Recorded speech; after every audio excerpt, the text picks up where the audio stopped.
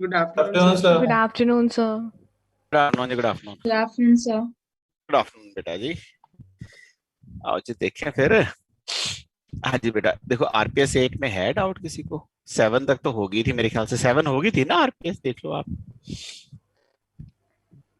Sir, होगी थी RPS 7th? होगी थी सर। 7 होगी, अच्छा 8 में देख लो फिर। sir, ninth question. 7th question. 9th देखें पहले, चलो 9th देख लेते हैं भाई।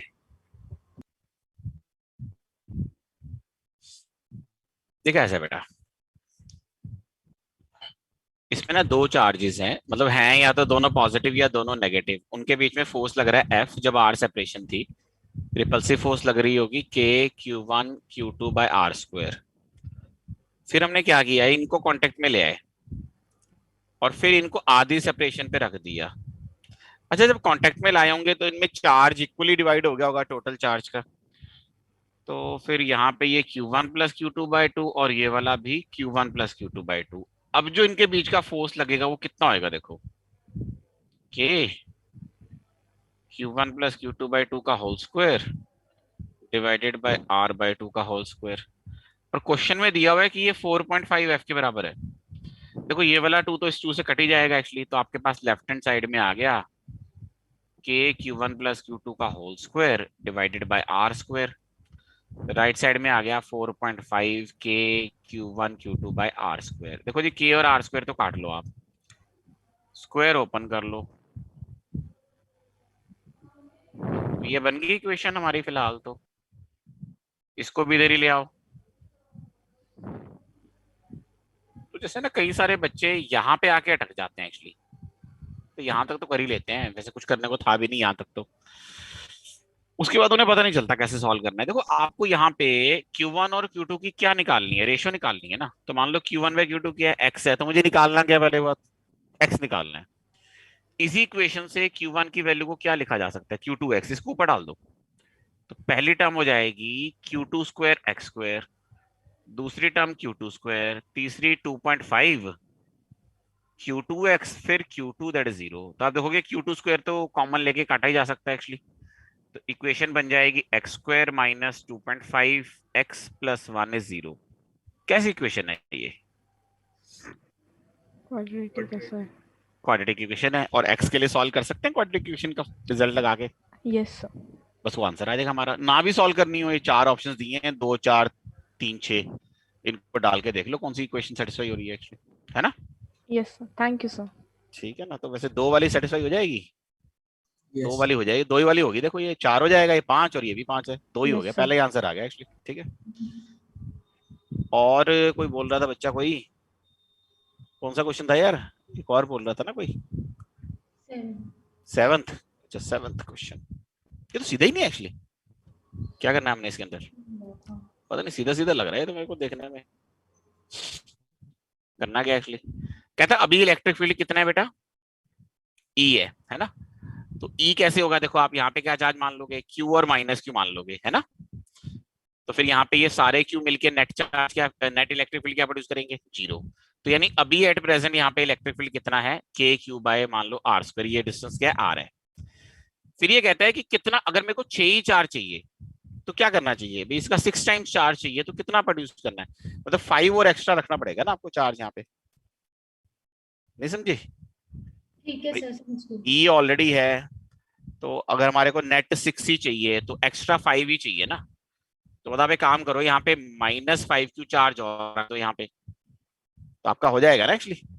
ठीक है, 5 इलेक्ट्रिक फील्ड और आ गया, ई पहले से ही है, तो आपका 6 ही हो जाएगा एक्चुअली। ठीक है,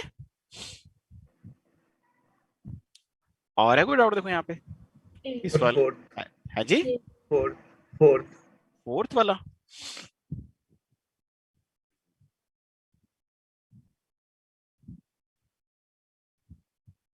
-Q कहाँ पे फिक्स किए हुए हैं हम लोगों ने, वाई एक्सिस पे। पॉजिटिव चार्ज को यहाँ कहीं से रिलीज किया है, देखो मतलब ये -Q है, ये भी -Q है, और पॉजिटिव चार्ज यहाँ कहीं से रिलीज किया है, ये A है, ये A है, और ये 2A है। तो ये किधर को फोर्स एक्सपीरियंस करेगा, पॉजिटिव चार्ज वाला, लेफ्ट को, मूव करेगा, जब ये लेफ्ट साइड में आ जाएगा फिर किधर को फोर्स एक्सपीरियंस करेगा, राइट को। तो इस तरह से ऑसिलेट नहीं करेगा actually, yes it will oscillate actually. तो बट एसएचएम नहीं होएगा ये एक्चुअली। एसएचएम पता है क्यों नहीं होएगा? क्योंकि ये ना 2A काफी बड़ा है। अगर ये छोटा सा होता तो फिर ये रिंग वाला ही केस होता है ना एक्चुअली। तो सेंटर के नजदीक वाले पॉइंट्स पे इलेक्ट्रिक फील्ड लीनियरली वेरी करता है, वहां पे फिर एसएचएम हो जाता है। पर ये तो बहुत दूर है, फिर एसएचएम करेगा ये, मतलब एसएचएम नहीं करेगा, ऑसिलेट कर जाएगा। और है बेटा डाउट किसी को इसमें? 8वां जी कौन सा जी? 8th 8th।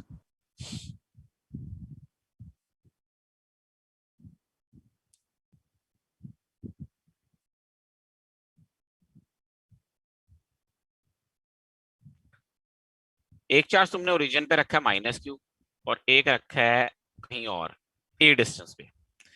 अच्छा हमें पता है ना न्यूट्रल पॉइंट कहाँ पे आता है? छोटे चार्ज के नजदीक आता है, और अगर अनलाइक चार्जेस हो तो बाहर, तो यहाँ आएगा न्यूट्रल पॉइंट। पर इसका डिस्टेंस ना ओरिजिन से पूछा हुआ इन्होंने। तो आप एक काम करो ना, -Q से इसका डिस्टेंस कितना मान लो, सपोज x है। तो ये वाला डिस्टेंस कितना हो गया? x -a। तो q का फील्ड वहां पे हो गया k3/x², और q/2 का कितना हो गया? x - a का होल स्क्वायर। यहाँ से x के लिए सॉल्व कर लोगे, वही यस आपका आंसर है। और देखो जी, और है बेटा इस आरपीएस में डाउट किसी को? 8th आरपीएस में, ठीक है। 9th आरपीएस में देख लो फिर। फर्स्ट नहीं है जी, first s is equal to half at²। नहीं, वैसे किया था कैलकुलेशन। फिर कैलकुलेशन नहीं आती होगी। s कितना डालेगी? 90/100 90/100। q की value 1.6 into 10 raised to power -9 e की value 2 into 10 raised to -1 m की वैल्यू 9.1 into 10 raised to -31 बस सॉल्व कर लो यहाँ से। तो कैलकुलेशन ही रहेगी ना, और तो कुछ नहीं है। वैल्यू तो यही, मैं भी यही डालूंगा। इसके बाद मैं भी वही कैलकुलेट करूंगा जो तुम करोगे एक्चुअली। तो अगर इसमें से कोई वैल्यू गलत डाली थी तो इस वजह से आंसर गलत आया होगा, अगर सारी वैल्यूज यही डाली थी तो फिर इसलिए गलत आएगा क्योंकि कैलकुलेशन की गड़बड़ होगी। कैलकुलेशन का बेसिक रूल होता है 10 की पावर्स को अलग से सॉल्व करो और बाकी नंबर्स अलग से सॉल्व करो। चलो जी खैर, और है कोई डाउट? देखो यहाँ पे इस वाली आरपीएस में देख लो, और किसी को डाउट है? 9th आरपीएस में नो सर नहीं है जी। ऑब्जेक्टिव में देख लो बेटा फिर। ऑब्जेक्टिव में कौन से टॉपिक तक हो गया बेटा हमारा? 4th टॉपिक तक हो गया था। 4 टॉपिक हो गया पूरा? यस 5th से शुरू कर। 5th से शुरू करना है? 5th से देख लो जी। ये देख लो 5th टॉपिक के यहाँ पे 3 क्वेश्चंस हैं इस पेज पे, 5.1 2 3। इसमें है डाउट किसी को?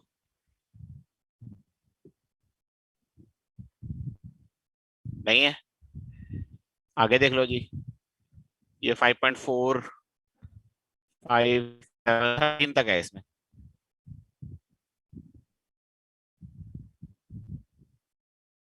है डाउट किसी को?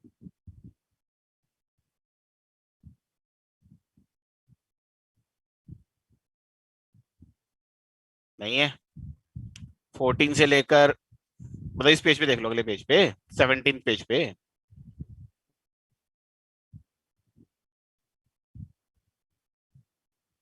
है डाउट किसी को 16 या 17 पेज पे?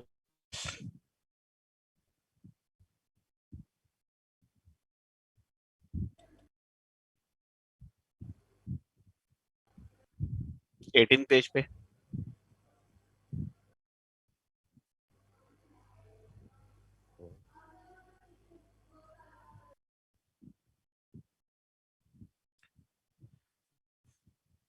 ये असाइनमेंट है जी, असाइनमेंट के फर्स्ट पेज पे देख लो किसी को डाउट है तो। है ना बेटा? असाइनमेंट के फर्स्ट पेज पे देखो बेटा, डाउट है तो।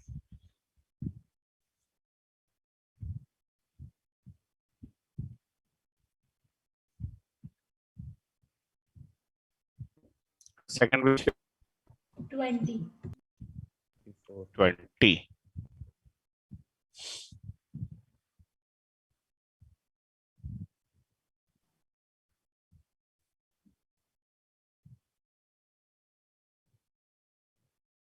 इनमें इनके बीच का सेपरेशन कितना रह गया होगा? फाइनल सेपरेशन बता दो कितना है? 0.05. हाँ जी 0.05 हो गया। हाँ जी 0.5 होएगा या 0.04 होएगा? 5. 4 क्यों बोल रहे हो, 5 क्यों बोल रहे हो? ईच चार्ज बोला है ना, ईच चार्ज बाय 10। इसका मतलब क्या निकलेगा कि हर एक चार्ज को 0.01 मीटर मूव किया है या दोनों को मिला के 0.01 मूव किया है? दोनों ने एक एक मूव किया है जी, मतलब इस लाइन का क्या मतलब निकलेगा? If each charges move towards the other by 0.01 metre, मतलब दोनों को 0.011 मीटर मूव किया है, फिर तो फाइनली 0.04 मीटर होएगा। अगर एक को मूव किया है, मतलब मिला के मूव किया है, फिर इसका मतलब एक को कितना मूव किया होगा?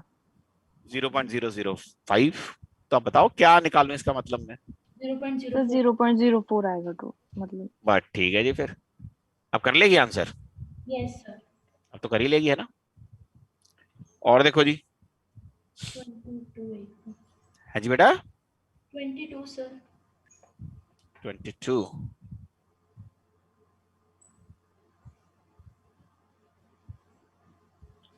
इसमें जब ये चार्जेस थे पहले ऐसे, फिर कांटेक्ट में ले आए इनको, तो पहले ये 10 और -20 था, अट्रैक्ट कर रहे थे, और ये फोर्स मैग्नीट्यूड में चार्जेस के प्रोडक्ट यानी 200 के प्रोपोर्शनल थी।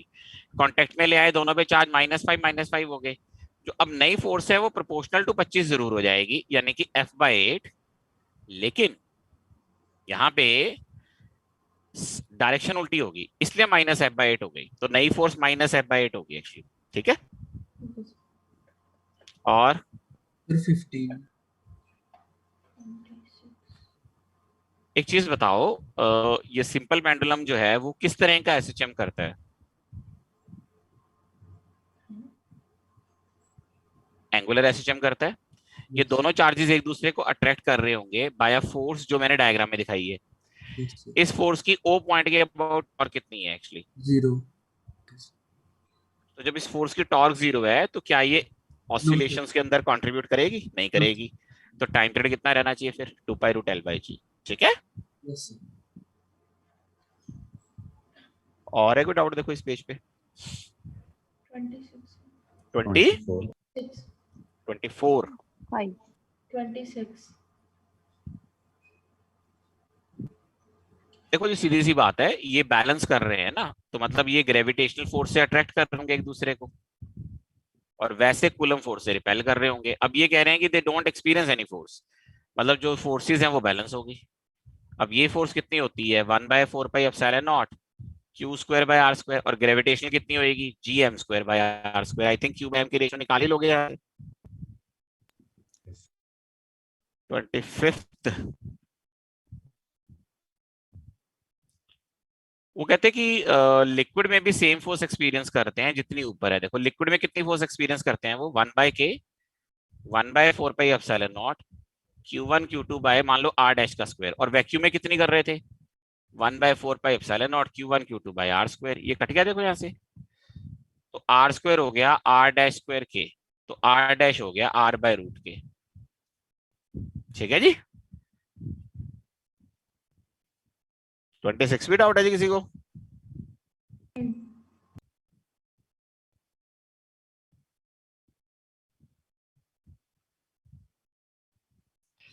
चार चार्जेस अरेंज किए हुए हैं, कैपिटल क्यू सेंटर पे रखा हुआ है एक्चुअली इन्होंने ना, यहाँ पे रखा है कैपिटल क्यू सेंटर पे।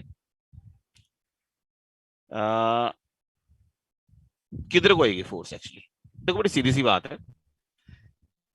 ये वाला 2q रिपेल करेगा, -2q अट्रैक्ट करेगा। वैसे ये क्वेश्चन खुद से करने के ही होते हैं एक्चुअली। तो इधर नेट फोर्स कितने की आ गई है किस्म से? 4q के बराबर आ गई है किस्म से। फिर ये q और क्या है हमारे पास? सेंटर वाले पूछी हुई है ना फोर्स एक्चुअली। फिर ये q और q ये आपस में क्या हो गया? आपस में कैंसिल नहीं हो गए ये दोनों? इनकी फोर्सेस तो कैंसिल हो ही होंगी क्या भाई? Yes sir. तो नेट फोर्स किधर को आ रही है? डी की तरफ नहीं आ रही है एक्चुअली। ठीक है सर. और भी कोई डाउट है देखो जी सेकंड पेज पे।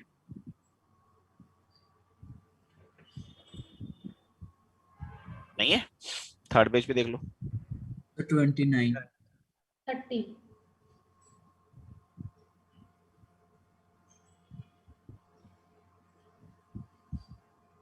कोई स्पेसिफिक डाउट है या वैसे ही मतलब पूरा ही डाउट है मतलब? सर इसमें स्टेबल है क्योंकि ऑब्जेक्टिव का 3.18 में. दो चीजें हैं जी एक्चुअली, हम कभी क्वेश्चन से क्वेश्चन नहीं सॉल्व करते।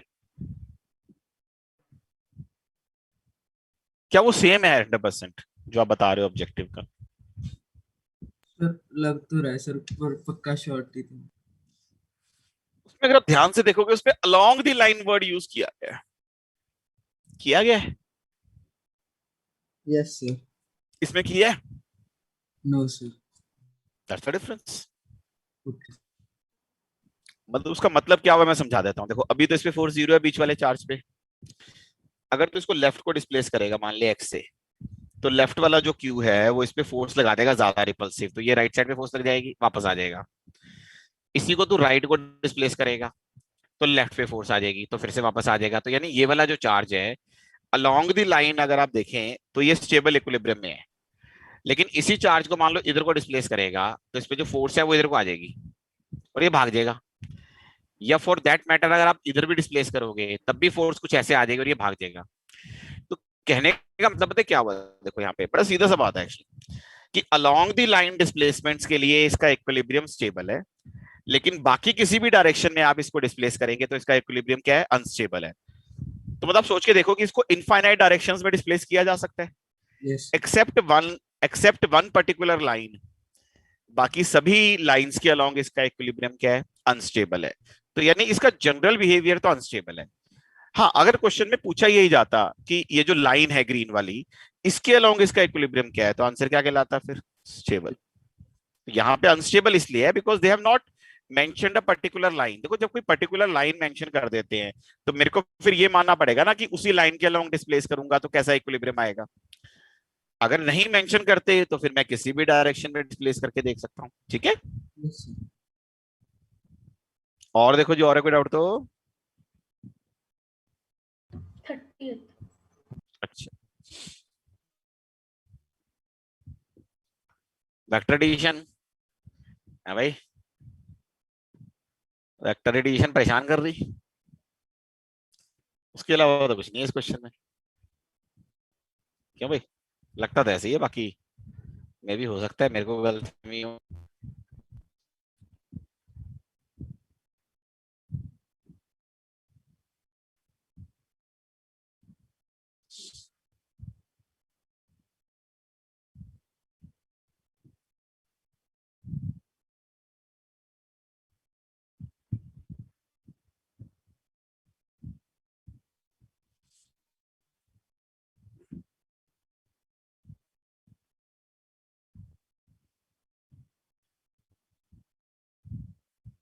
लो जी देखो जी,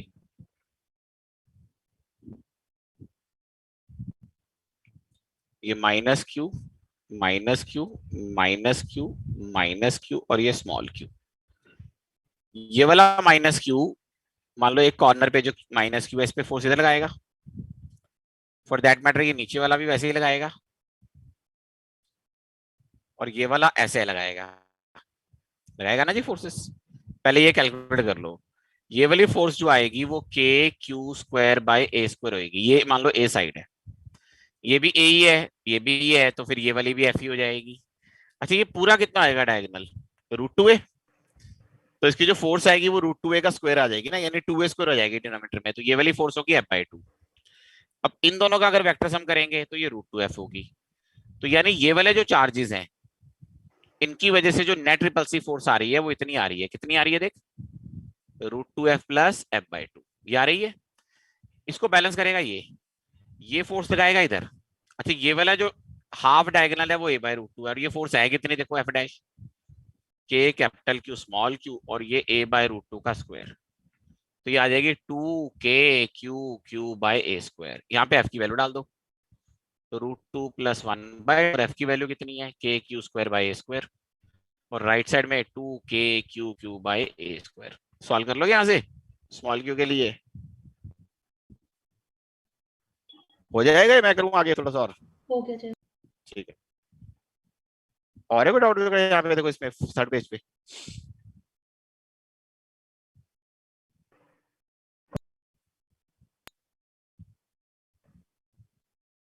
है जी? नहीं है? फोर्थ पेज पे देख लो बेटा फिर। 41 है जी? 42 41 41 and 42।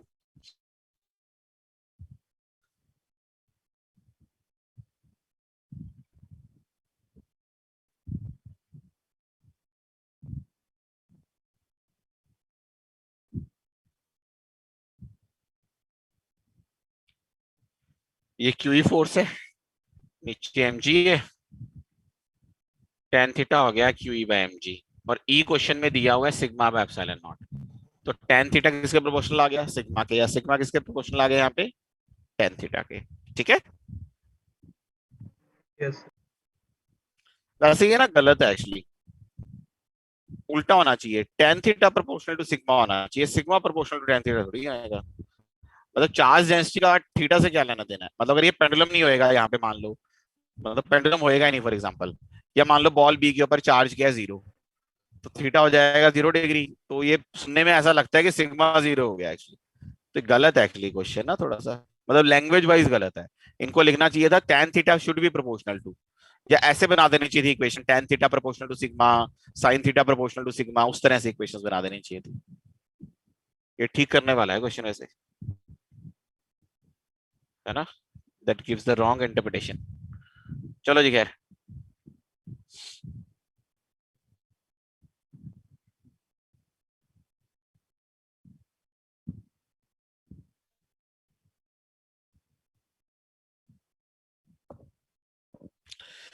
एक ना गाड़ी घूम रही है सर्कल में, और पेंडुलम ऐसे एंगल थीटा बनाया हुआ है। कार के फ्रेम से देखेंगे तो बाहर की तरफ सेंट्रीफ्यूगल फोर्स, नीचे की तरफ mg, तो tan थीटा किसके बराबर हो गया? mv²/r, और ये mg।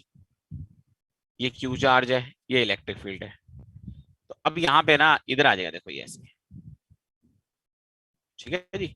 तो जो नेट फोर्स आ गई इस पे, मतलब इन्होंने क्या किया कि इतना इलेक्ट्रिक फील्ड लगाया कि ये पेंडुलम जो राइट साइड में था वर्टिकल के साथ थीटा एंगल पे, वो लेफ्ट साइड में आ गया। तो एक्स्ट्रा फोर्स तो F आ गई, तो अब हॉरिजॉन्टल फोर्स होगी F माइनस mv²/r, और वर्टिकल होगी mg। तो अब यही tan थीटा किसके बराबर हो गया? देखो F माइनस mv²/r, और नीचे कितना हो गया? mg। आ गया जी? That's very good. तो यहां से अगर आप देखेंगे तो F की वैल्यू किसके बराबर होगी? 2mv²/r। F किसके बराबर हो गया? QE। तो QE किसके बराबर हो गया? 2mv²/r। तो यहां से आप सॉल्व कर सकते हैं इसको। ठीक है। और है कोई डाउट इस पेज पे? फोर्थ पेज पे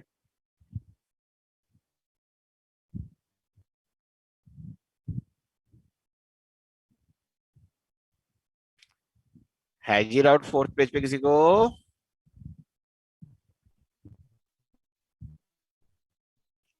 फिफ्थ पेज पे 55 है जी बेटा? 55 बेटा आवाज नहीं आ रही है आपकी, थोड़ा जोर की बोलेंगे? I could not here it actually.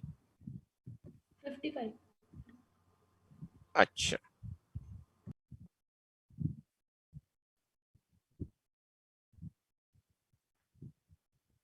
वो ये हमारे पास फॉर्मूला नहीं होता इलेक्ट्रिक फील्ड का, 2k λ/r sin ऑफ θ/2 होता है। तो ये इलेक्ट्रिक फील्ड का फॉर्मूला है। तो यहाँ पे एक चीज बताएंगे कि थीटा कितना है एक्चुअली यहाँ पे? What is the value of theta over here? 180 है जी? 90 कितना जी? थीटा कितना है यहाँ पे? 180 180 डिग्री। तो यानी जो इलेक्ट्रिक फील्ड है वो 2k λ/r हो गया, और फोर्स कितनी हो जाएगी? QE। तो ये हो जाएगा 2k λ/q/r। आप k की वैल्यू डाल सकते हो 1/4 पे एप्सिलॉन नॉट, आंसर आ जाएगा आपका। ठीक है। और जी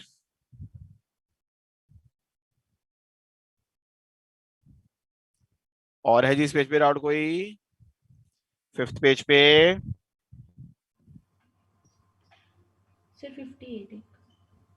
58। हाँ जी। S is equal to half a t square. ठीक है ठीक है ठीक है, छोड़ दो। छोड़ दिया जी, आपने बोला छोड़ दिया मैंने जी। और देखो जी, 63 बता दोगे? हाँ जी 63 वाला।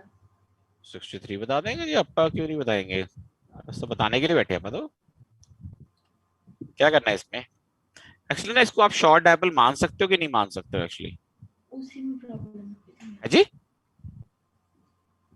तो can you call this as short dipole और not, that's what I am asking. Yes sir. मान सकते हो? मैंने तो जो डायपोल का साइज है और जो ये डिस्टेंस है, तो ये वाला डिस्टेंस बहुत बड़ा डिस्टेंस है क्या एक्चुअली? नहीं है ना? मतलब किस कंडीशन में किसी डायपोल को शॉर्ट माना जा सकता है? हाँ भाई, A is very less than R। यहाँ पे है नहीं है। तो फिर आप नहीं मान सकते, तो आप क्या करेंगे? देखो ये Q1 चार्ज का इलेक्ट्रिक फील्ड यहाँ कितना हो जाएगा, के Q1/1 का स्क्वायर, और Q2 का कितना हो जाएगा, माइनस कर दो के Q2/3 का स्क्वायर।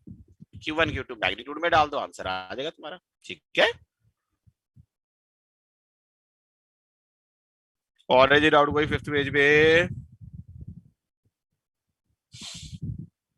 सिक्स पेज पे?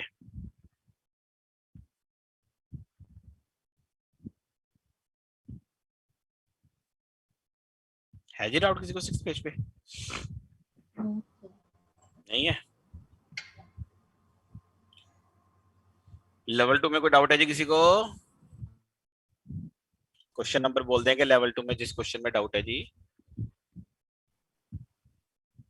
25। देख लेता हूँ जी, तो जी 25 देख लो बेटा।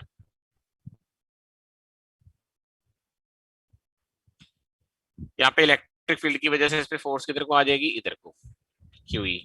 नीचे कितना है जी, एमजी और क्यूई का रिजल्टेंट कितना हो गया, क्यू स्क्वायर एमजी का स्क्वायर का रूट।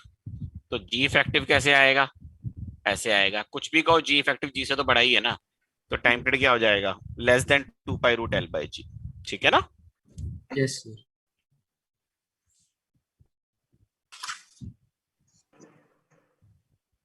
और कोई डाउट है जी लेवल 2 में? तो 23 की स्टेटमेंट 23 क्या करना है इसमें देखें, मतलब डाउट क्या आपको इसमें? सर पता नहीं चल रहा, पूछ के रहे, वैसे जीरो का तो पता चल गया कि इलेक्ट्रिक फील्ड।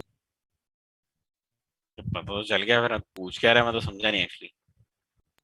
सर वैसे कैसे? इसमें ये पूछा हुआ है ना कि एक्चुअली जेड एक्सिस पास कर रही है, तो components of electric field at any point on the Z axis, Z axis पे जो इलेक्ट्रिक फील्ड आ रहा है वो किधर को आएगा, ये पूछ रहा है क्वेश्चन में, ये नहीं पूछ रहा। Yes sir. हाँ तो बता फिर। भी नहीं है। क्या जेड एक्सिस के सभी पॉइंट्स पे इलेक्ट्रिक फील्ड जीरो होगा कि नॉन जीरो होगा?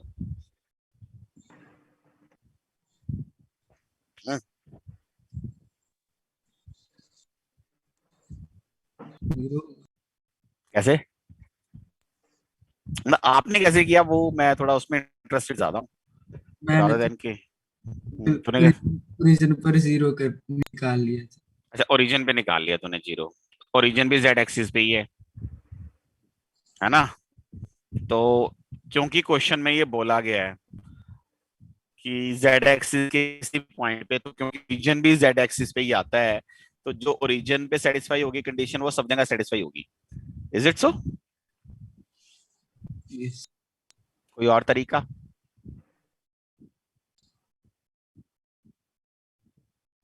हम्म,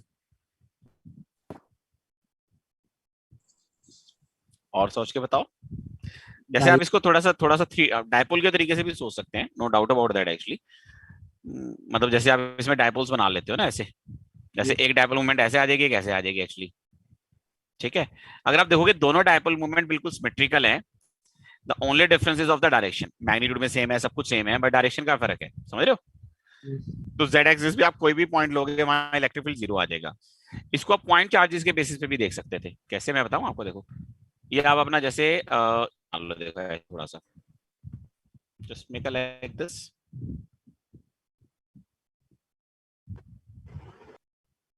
इस तरह से देखो,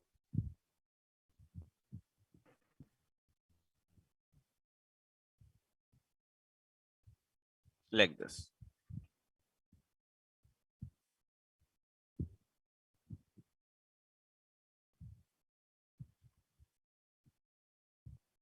अब जैसे आप सोचो ना कि यहाँ पे -1 कूलम चार्ज है, ये भी -1 कूलम चार्ज है, ये 1 माइक्रो कूलम है और ये भी 1 माइक्रो कूलम है। अगर मैं कोई पॉइंट यहाँ लेता हूँ, देखो जरा ध्यान से, अगर आप देखोगे -1 और -1 का जो नेट इलेक्ट्रिक फील्ड यहाँ पे आएगा वो इस तरफ आएगा डायरेक्शन में, सिमेट्रिकली देख सकते हो। और 1 माइक्रो कूलम का किधर को आएगा, ऊपर को आएगा। तो यानी इस पॉइंट पे इलेक्ट्रिक फील्ड डेफिनेटली क्या हो जाएगा, जीरो हो जाएगा, ठीक है। Yes sir. क्लियर है ना ये चीज। Yes sir. एक्चुअली इसको ना आपको रिंग की तरह देखना चाहिए था, नहीं समझे, समझाऊं, यस सर। नहीं समझे, कहाँ समझे।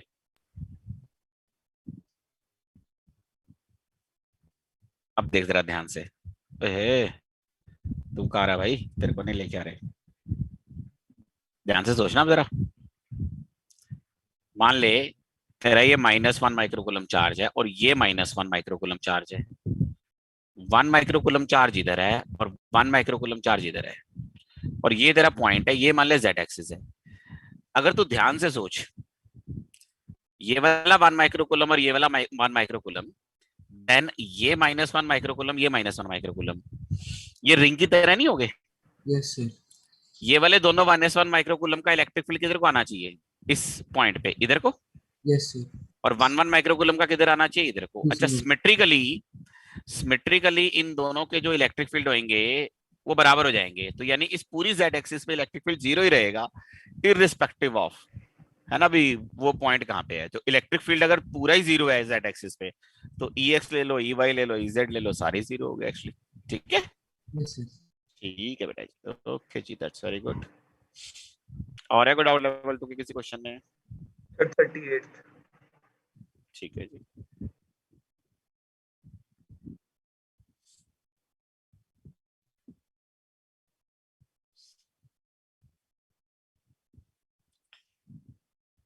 आपकी डायपोल मूवमेंट किधर को है, देखो यहाँ पे डायग्राम में इधर को है, और इलेक्ट्रिक फील्ड इधर को देखो, है ना, है बेटा। Yes sir.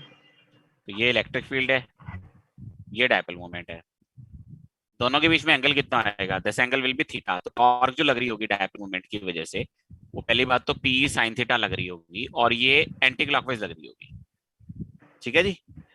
यस। अब है ये रफ, तो फ्रिक्शन इस पे टॉर्क कैसे लगा रहा है एक्चुअली, है ना, फ्रिक्शन किधर को लग रहा है, ऊपर को। ऊपर की तरफ। एक मिनट, इसका डायग्राम ना दोबारा बनाता हूँ, थोड़ा बड़ा करना पड़ेगा, ये तो देख ही नहीं रहा कुछ भी।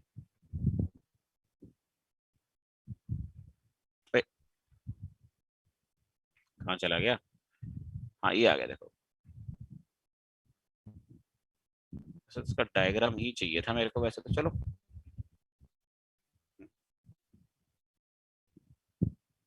ये मेरी डायपोल मोमेंट है, ठीक है ना, पी। तो डायपोल मोमेंट का इलेक्ट्रिक फील्ड के साथ ये ना टॉर्क जो थी वो एंटी क्लॉकवाइज नहीं है, क्लॉकवाइज टॉर्क है, अगर आप ध्यान से देखो, है ना। तो ये आएगी पीई साइन थीटा, फ्रिक्शन इधर लगेगा, फ्रिक्शन की टॉर्क एंटी क्लॉकवाइज है, और वो पता कितनी आएगी, सेंटर के अबाउट एफ आर। अब जो फ्रिक्शन है वो किसको प्रेस कर रहा है, एम जी साइन थीटा को, और normal M G cos theta को। तो यहाँ पे आ जाएगा पीई साइन थीटा, तो फ्रिक्शन हो गया M G sine theta into R, sine theta cut गई, पी कितना हो गया, क्यू इंटू आर, ई आ गया, तो ये M G R, R R cut गया। हमें चाहिए क्या बेटा, इलेक्ट्रिक फील्ड, इलेक्ट्रिक फील्ड कितना आ गया, एम जी बाय 2 क्यू, ठीक है। यस। और कोई डाउट। सो 35।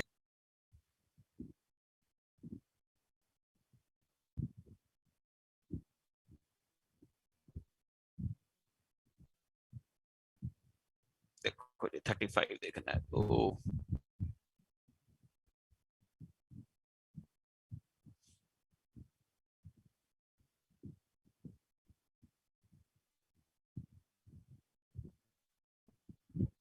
एक यूनिफॉर्मली चार्ज रिंग का इलेक्ट्रिक फील्ड मैक्सिमम कहाँ पे होता है?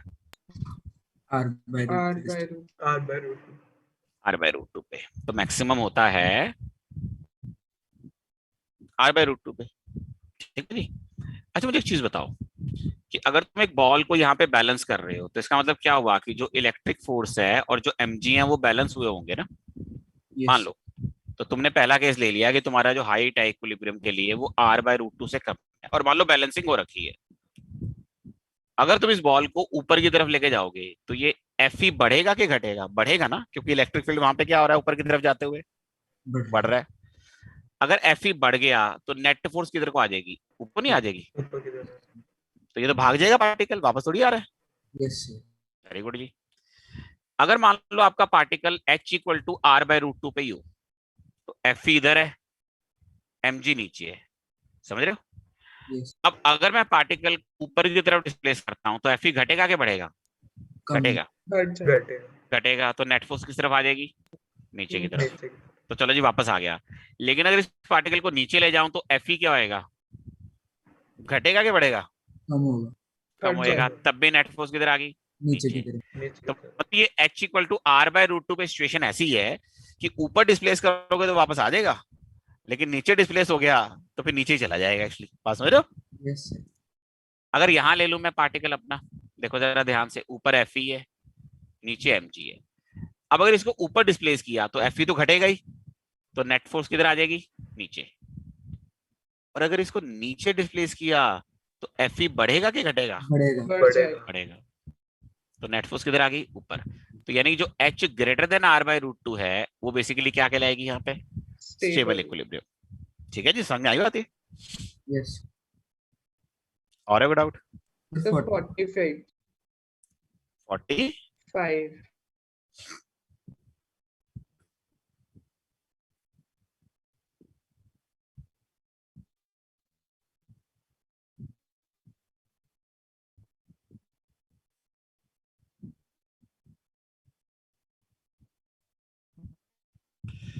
अब एक सीधी सी बात देखो, net charge at the centre of electric ring क्या होता है? एक्चुअली जीरो होता है ना। Yes sir. तो मान लो जो ये DQ चार्ज है ये तुमने हटा दिया तो बची हुई रिंग का फील्ड कितना आएगा? यहाँ पे देखो बड़ी सीधी सी बात है, आप यहाँ पे मान लो जब आपने हटा ही दिया, सपोज यहाँ से हटा दिया ना तूने, तो यहाँ पे मान ले DQ और -DQ दोनों प्रेजेंट है। तो जो वो DQ कंप्लीट करेगा पूरी रिंग का जीरो हो गया, -DQ का बच गया, तो नेट इलेक्ट्रिक फील्ड इधर को आएगा गैप की तरफ। और कितना आएगा? Yes. KdQ/R²। अब लोग क्या K/R², DQ के क्या लिखेगा? लैम्डा DL, यही लिखेगा ना DQ को, और लैम्डा को क्या लिखेगा? Q/2πr। और DL इन्होंने कितना दिया हुआ है? D दिया हुआ है। तो यानी जो आपका इलेक्ट्रिक फील्ड आ रहा है वो D के डायरेक्टली प्रोपोर्शनल है, R³ के इनवर्सली प्रोपोर्शनल है, और डायरेक्शन जो है वो गैप की तरफ है। ठीक है, सर दोबारा से बता दे. क्या बताऊं? दोबारा से बता, इसमें क्या डाउट है तेरे को? सर नहीं, ये R³ आ रहा है ना, देख यहाँ पे नीचे Yes. KQD/2πR³। तो 2πR³ मतलब R³ के इनवर्सली प्रोपोर्शनल है, D के डायरेक्टली प्रोपोर्शनल है, और डायरेक्शन गैप की तरफ है ये। Okay sir. ऑप्शन पिक कर लेंगे ना उसके हिसाब से हम लोग अपनी। Yes sir. और भी डाउट है किसी को? 43rd. 40? Third. अच्छा,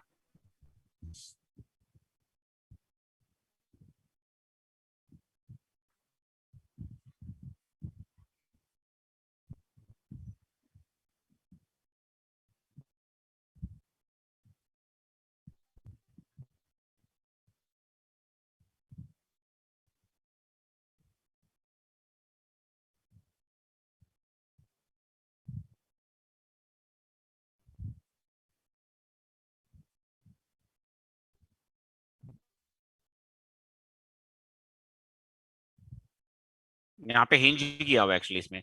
अच्छा, हिंज होने की वजह से इस पे नेट फोर्स तो डेफिनेटली हमेशा क्या रहेगी? जीरो रहेगी। 0. अब ना एक बड़ा, आप ना थोड़ा यहाँ पे इसको इंटरेस्टिंगली देखो, एक्चुअली मैं समझाता हूँ, यहाँ पे देखो, देखना जरा ध्यान से। अभी एट द मोमेंट इसका जो पॉजिटिव चार्ज है, ठीक है, और जो नेगेटिव चार्ज है, वहां पे इन दोनों क्यू की वजह से इलेक्ट्रिक फील्ड देखोगे, देखो लगेगा, यहाँ पे इलेक्ट्रिक फील्ड इधर आ रहा है, यहाँ पे भी इलेक्ट्रिक, यहाँ इलेक्ट्रिक फील्ड किधर आ रहा है, नीचे आ रहा है। ये जो पॉजिटिव चार्ज है यहाँ पे फोर्स इधर को आ रही होगी, और जो ये नेगेटिव चार्ज है यहाँ पे फोर्स इधर आ रही होगी। तो जो आपकी हिंज रिएक्शन है यहाँ पे, हिंज रिएक्शन वो इधर को लग रही होगी, और वो हिंज रिएक्शन इन दोनों फोर्सेस को बैलेंस कर लेगी। अभी फिलहाल इस पोजीशन में टॉर्क भी 0 है और नेट फोर्स भी 0 है, तो इक्विलिब्रियम तो है, पर हमें ये नहीं पता कि ये स्टेबल है, अनस्टेबल है या न्यूट्रल है। भाई देखो, स्टेबल होगा तो इसको जब थोड़ा घुमा के छोड़ेंगे तो वापस आना चाहिए, अनस्टेबल होगा तो दूर चला जाना चाहिए, न्यूट्रल होगा तो जहां छोड़ेंगे वही रहना चाहिए। करके देखते हैं अब इसको। ये मैंने लिया जी, इसको पकड़ा जी मैंने, इसको लिया जी, इसको लेके आओ यार यहाँ पे, ये मैंने लिया और मैंने इसको जी पकड़ के घुमा दिया, देखो भाई घूम जा भाई,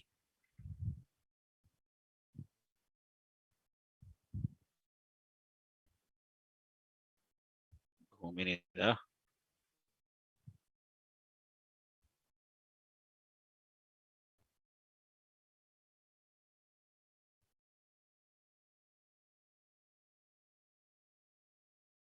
ना घूमने दे, हम दूसरा बना लेंगे। ले भी मैंने बना लिया जी दूसरा, ठीक है, ये घुमा दिया जी मैंने पकड़ के इसको। ध्यान से देखना जी अब, क्योंकि ध्यान से देखने वाली बात है एक्चुअली। इसका इलेक्ट्रिक फील्ड यहाँ पे इस तरफ होएगा कि नहीं होएगा, होएगा, यस सर। ठीक है, और इसका इलेक्ट्रिक फील्ड यहाँ पे इस तरफ होएगा, होएगा भाई। क्या Yes. ये कहना ठीक होगा, जरा सोच के बताना, कि इस वाले क्यू का इलेक्ट्रिक फील्ड यहाँ पे जितना है, इस वाले क्यू का यहाँ पे उतना होएगा मैग्नीट्यूड में और डायरेक्शन में अपोजिट, यस सर। बोल सकते हैं। तो यानी Yes. कि इस वाले क्यू की वजह से यहाँ पे इस पॉजिटिव चार्ज पे जितनी फोर्स लग रही है एफ, क्योंकि यहाँ माइनस क्यू है, तो ये फोर्स एफ ऐसे आएगी। Yes, बताओ, sir. क्या ये दोनों फोर्स मिलकर टॉर्क बना पाएंगी? नहीं, क्योंकि इनका जो रिजल्टेंट आएगा टॉर्क सेंटर के अबाउट क्या हो जाएगा, 0। अब जरा दूसरा पार्ट देखिए इसका, ये जो ये वाला क्यू है, इसका पॉजिटिव चार्ज की लोकेशन पे इलेक्ट्रिक फील्ड इधर को आएगा, उसी तरह से दूसरे वाले क्यू का इधर को आएगा, आएगा ना बेटा? Yes sir. क्या ये कहना भी ठीक है कि ये दोनों इलेक्ट्रिक फील्ड भी मैग्नीट्यूड में सेम आएंगे? और जहां तक फोर्सेस की बात है, इस पॉजिटिव चार्ज पे फोर्स इधर को आ जाएगी एफ डैश, और इधर नेगेटिव चार्ज पे एफ डैश आ जाएगी, तो एफ डैश और एफ डैश की टॉर्क भी क्या हो जाएगी, आपस में कैंसिल हो जाएगी। अब जरा एक चीज सोच के देख कि नेट फोर्स 0 तो हिंज रिएक्शन कर देगी, टॉर्क इनकी आपस में 0 होगी, हिंज रिएक्शन सेंटर पे लग रही है, उसकी टॉर्क आई नहीं, तो अगर इस डायपोल को ऐसे रोटेट करके छोड़ भी दिया तो भी नेट टॉर्क जीरो। 0। तो फिर किस तरह का इक्विलिब्रियम हो गया, न्यूट्रल। ठीक है। और है जी डाउट किसी कोई? 27।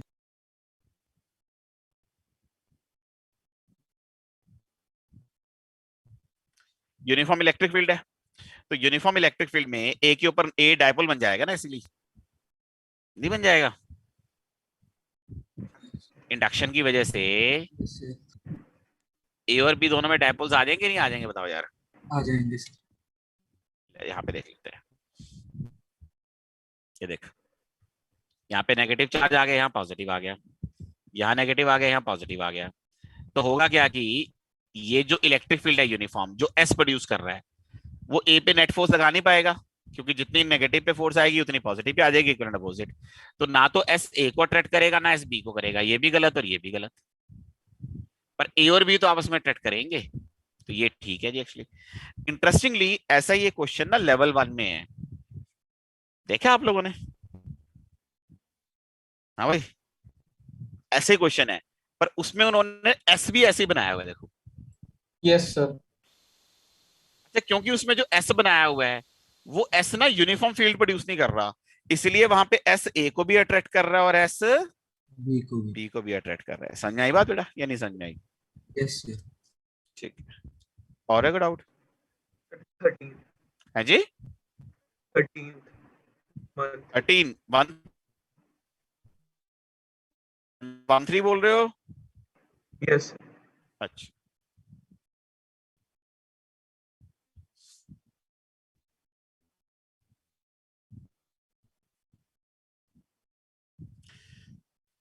Point charges placed at the origin ABC 3 points दिए हुए हैं। इलेक्ट्रिक फील्ड कहाँ पे कैसे है कैसे नहीं है एक्चुअली देखो बड़ा सीधी सी बात है। एक पॉइंट चार्ज का इलेक्ट्रिक फील्ड होता क्या है वैसे?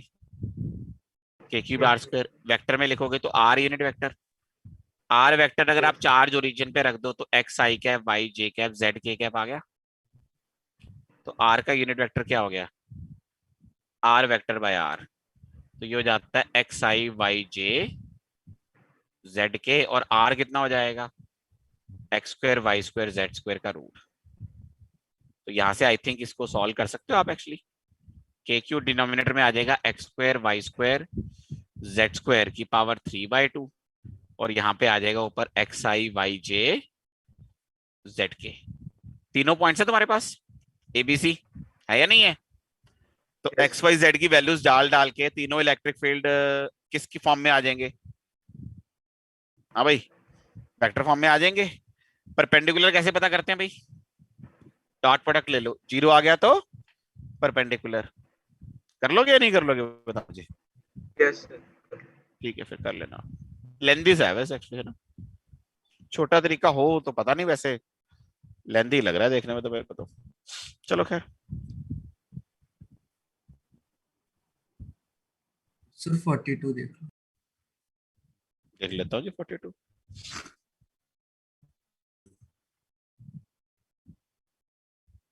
इसमें क्या डाउट है आपको?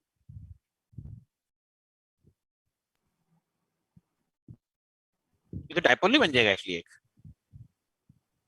यस डायपोल ही है तो ये तो डायपोल बन गया देखो ऐसे है। इक्वेटोरियल वाला होगा सर। ये डायपोल हो गया तो z एक्सिस इसका इक्वेटोरियल होगी तो वहां पे इलेक्ट्रिक फील्ड क्या हो जाएगा?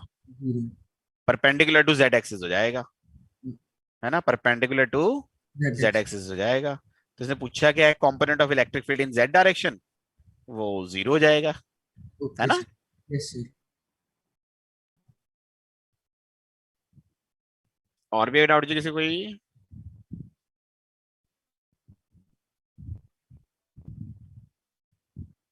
हाँ भाई, और तो नहीं रहे किसी कोई पुराना नया?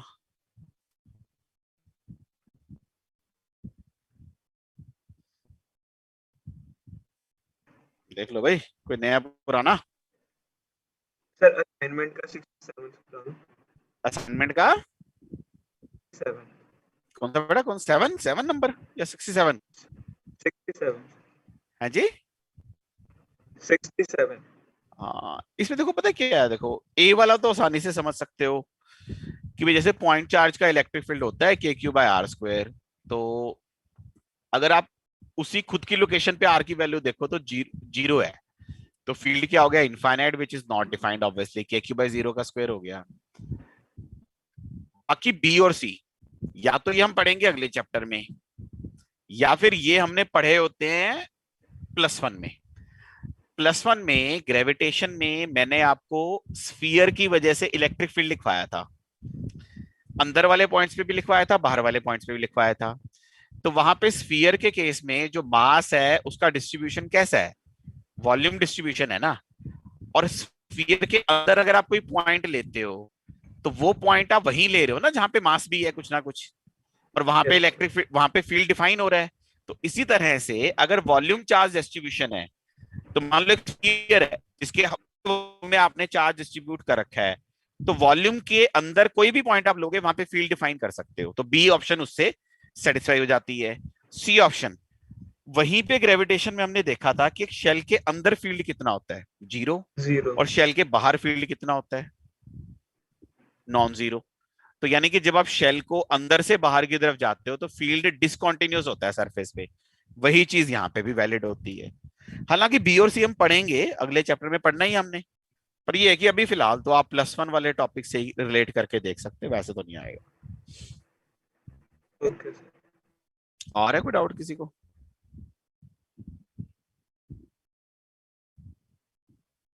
देखो भाई,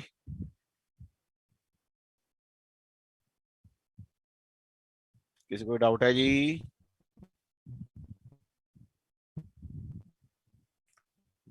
बोलो जी। हाँ जी, नो सर। कोई डाउट नहीं है। फिर क्या करें, बंद कर दें इसको? हाँ भाई, बोलो भाई, तुम्हारी मर्जी है भाई। देखो, यस सर। बंद कर दूं? हैं? देख लो भी, किसी का डाउट है तो ठीक है, नहीं है डाउट तो फिर क्या करेंगे, है ना? फिर तो बंद ही कर देंगे उठा के। सही बात बोल रहे हैं। सर हाँ जी, सर एक क्वेश्चन था हाँ जी, सर, बोल दूं? बोलना पड़ेगा, बोल लो, बोलो। When a body is earth connected, electrons from the earth flows into the body. This means the body is